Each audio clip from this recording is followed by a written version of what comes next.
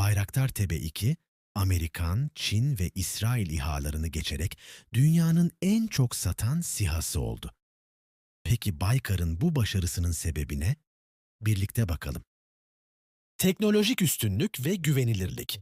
Bayraktar TB2, tam otomatik uçuş kontrol sistemi ve 3 yedekli otopilot gibi ileri teknolojik özelliklere sahiptir.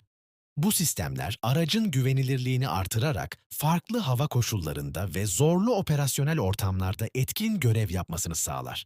Ayrıca 1 milyon uçuş saatini aşarak bu alanda dünya çapında güvenilirliğini kanıtlamıştır. Maliyet etkinliği. Bayraktar TB2, benzer SİHA'lara göre daha uygun maliyetlidir.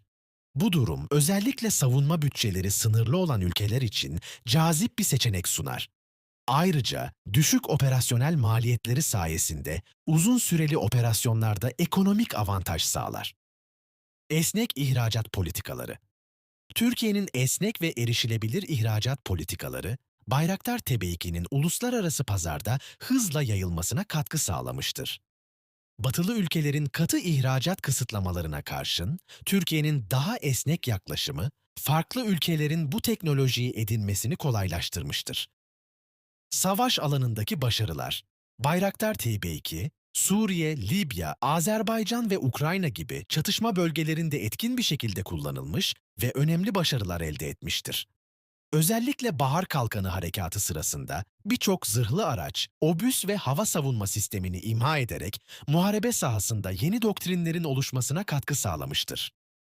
Yerli üretim ve yüksek ihracat kapasitesi, Bayraktar TB2, %93'lük yerli sanayi katkısıyla üretilmektedir. Bu yüksek yerlilik oranı, üretim ve tedarik süreçlerinde bağımsızlık sağlar. Ayrıca 33 ülkeyle imzalanan sözleşmelerle Bayraktar TB2 NATO ve Avrupa Birliği üyesi ülkelerin envanterine de girmiştir. Bu faktörler, Bayraktar TB2'nin dünya genelinde en çok tercih edilen SİHA olmasını sağlamış ve Türkiye'nin savunma sanayisindeki konumunu güçlendirmiştir.